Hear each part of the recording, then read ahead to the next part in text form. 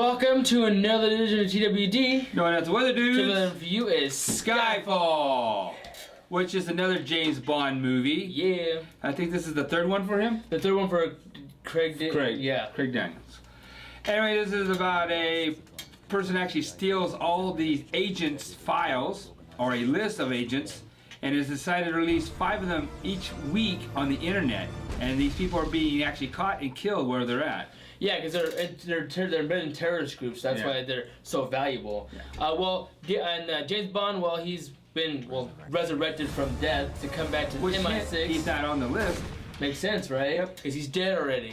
He's come back, and now he's working with MI6 to find the bad guy and kill him before everybody else is dead. Well, at least he's working with him. Yeah, he's working with M. That's for sure. We know that for a fact. Yeah. And I actually went in this movie thinking it was going to be poorly done for me because I'm kind of tired of this James Bond pity story. It's not like my Bond movie I like to watch when I was growing up. Do the lady, shag her, kill the bad guy, get out. Shag the lady, back on. Yeah, exactly. I thought this movie was actually really awesome. I thought, Oh, it came out awesome. I'm so tired of the old crying and beard James Bond. Yeah, it was cool because they did a lot of retrospect of the old James Bond. That's what made it good. Yeah, the retro kick back with the car. And I think that really helped them jumpstart for the movie itself. Yeah. So they really needed it. The jumpstart of the car and the music. Oh yeah. Ooh. Yeah. That was awesome. So they did a lot of retro play on this movie, which really made it really good. I think that's really added to the flavor of the movie for sure. It did. And I don't get it wrong, he's a good James Bond, but didn't look like he looked like Russian. Well, maybe because he's rushing around a little bit. No, he looks more Russian than he looks like he's from England. The acting in the movie was actually pretty good. Yeah. I mean, James Bond played James Bond, and played him, but they got a new Q guy in this thing. They do, yes. And I think he's going to be really cool to be the Q guy. He was really, I enjoyed him. He was actually really he had his little quirks about him. Right. Quirks. The bad guy I thought was different. I think he did a good job as playing the bad guy in this movie. He did.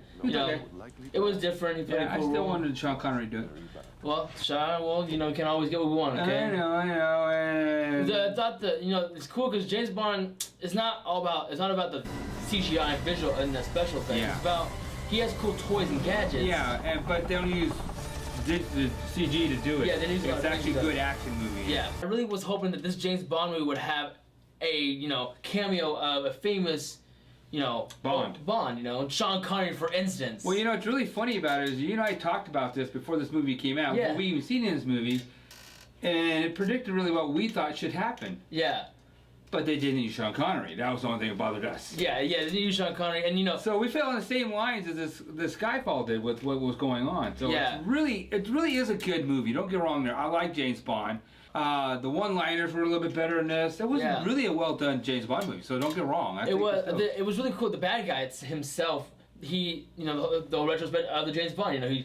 He tells you the plot of what he's doing, how he's thinking. He tells the whole story. And then you think how Bond nearly escaped to be able to close the whole operation down. That's the way I'm used to watching James Bond movie, and they brought that back to this James Bond movie. That was very cool. They pretty much reinvented it with the original status, which was awesome about it. So on to the weathering now of this movie. And we actually give this a sunny day, which means you should see it in theaters. Yes. It is worth seeing in the theaters. Like I said, I went in with low hopes because I've got tired of this James Bond crying a beer story, but this was actually really good. They brought some retro back. I think they got James Bond back on track with this. And it's cool. It was the 50th anniversary of James Bond, which is really awesome. It's one of those movies that it's almost a remake, but not so much, and it's really cool that they can carry it on. I'm glad they're bringing the retrospect of the old school movies back. So I guess we both like this movie. I would agree with you. I concur with that. You concur with me? I concur with that. That's beautiful. Yeah, so you know what? Stay tuned next week when we'll have another movie for you.